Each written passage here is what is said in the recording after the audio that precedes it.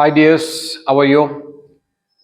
ഇന്ന് ഈ ക്ലാസ്സിൽ ഞാൻ നിങ്ങളുമായി ഡിസ്കസ് ചെയ്യുന്നത് ഹാഡ് ബീൻ എന്നുള്ള had been plus verb ing.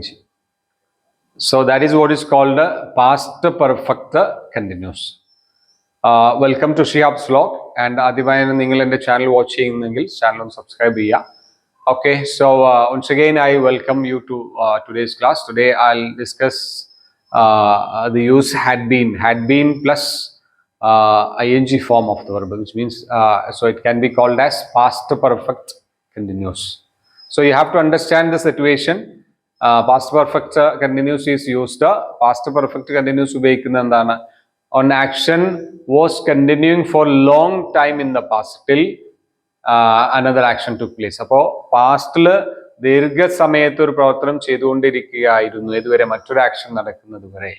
അവിടെയാണ് എന്ത് ചെയ്യുക, നമ്മൾ ഹാഡ് ബീൻ ഉപയോഗിക്കുക. Had been plus ing form of the verb. അപ്പോൾ ഹാഡ് ബീൻ നമ്മൾ മനസ്സിലാക്കുമ്പോൾ അവിടെ ഒരു സൗകര്യം, അവിടെ സിംഗുലറും പ്ലൂരലിനെ പറ്റി ചിന്തിക്കേണ്ടതില്ല. അവിടെ ഹാഡ് ബീൻ ഒരൊറ്റ യൂസ് ചെയ്യുള്ളൂ. അപ്പോൾ whether the subject is singular or plural, subject സിംഗുലറോ പ്ലൂരലോ ഏതായിരുന്നാലും നമുക്ക് എന്ത് ചെയ്യാം, ഹാഡ് ബീൻ ഉപയോഗിക്കാം എന്നാണ്. So let's look at some examples. Okay, I had been using his vehicle for 3 years. I had been using his vehicle for 3 years. ഞാൻ 3 വർഷക്കാലം അവന്റെ വാഹനം ഉപയോഗിച്ചുകൊണ്ടേയിരിക്കുകയായിരുന്നു. അപ്പോൾ 3 വർഷക്കാലം ഉപയോഗിച്ചു, അങ്ങനെ ദീർഘസമയം പാസ്റ്റിലൊരു ദീർഘകാലയളവിൽ അങ്ങനെ ചെയ്തുകൊണ്ടിരുന്നു എന്നാണ് അവിടെ മെൻഷൻ ചെയ്യുന്നത്. Then another example, it had been raining here till 3 PM. ഇവിടെ 3 മണി വരെ മഴ പെയ്തുകൊണ്ടേയിരിക്കുകയായിരുന്നു. ദാറ്റ് മീൻസ് മഴ പെയ്യാൻ തുടങ്ങി കുറെ നേരമായി. ദെൻ അത് കുറച്ചു നേരം കണ്ടിന്യൂ ചെയ്തു. Then it ended till the 2 PM അല്ലെങ്കിൽ 3 PM.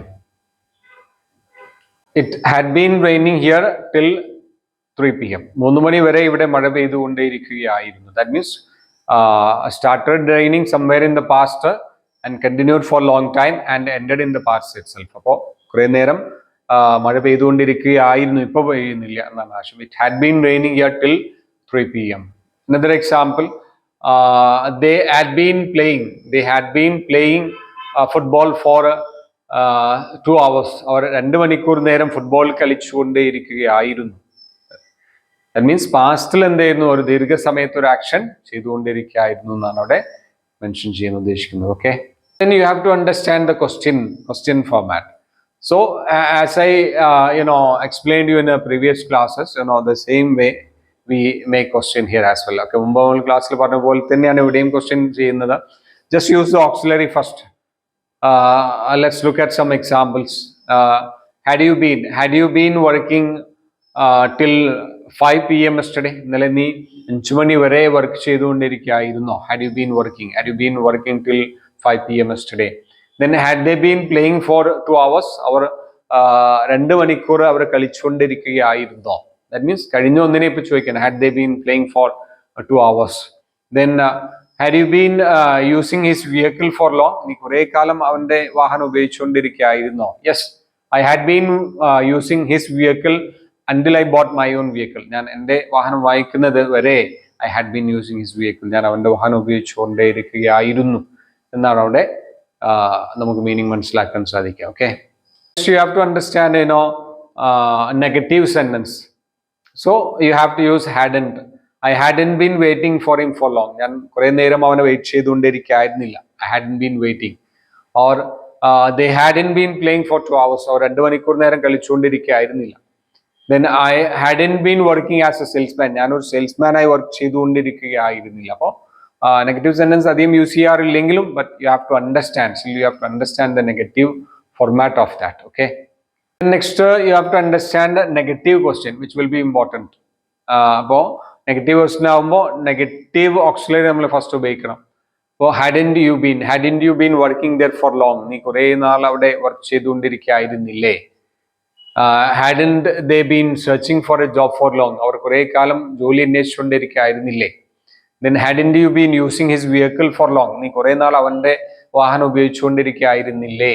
അപ്പോൾ പാസ്റ്റിൽ ഒരു ദീർഘസമയത്ത് ഒരു പ്രവർത്തനം ചെയ്തുകൊണ്ടിരിക്കുകയായിരുന്നില്ലേ എന്ന് ചോദിക്കാനാണ് എന്ത് ചെയ്യുന്നത്, ഹാഡ് ബീൻ ഉപയോഗിക്കുന്നത് മനസ്സിലാക്കണം. Okay, next here you have to understand the WH form of the past perfect continuous. Had been plus verb ing. Okay. So you know that WH question format. WH question format അറിയാം. WH had, then subject been. Let's look at one example. Okay. And how long had you been working for that company? നീ എത്ര കാലം ആ കമ്പനിയിൽ work ചെയ്തുകൊണ്ടിരിക്കുകയായിരുന്നു? ഇപ്പോൾ work ചെയ്യുന്നില്ല എന്ന്. അപ്പോൾ പാസ്റ്റിൽ എത്ര കാലം നീ അവിടെ വർക്ക് ചെയ്തുകൊണ്ടിരുന്നു എന്നാണ് ചോദിക്കുന്നത്. How long had you been working for that company? And how long had they been waiting for us? അവർ നമ്മെ എത്ര നേരം വെയിറ്റ് ചെയ്തുകൊണ്ടിരുന്നു? How long had they been waiting for us?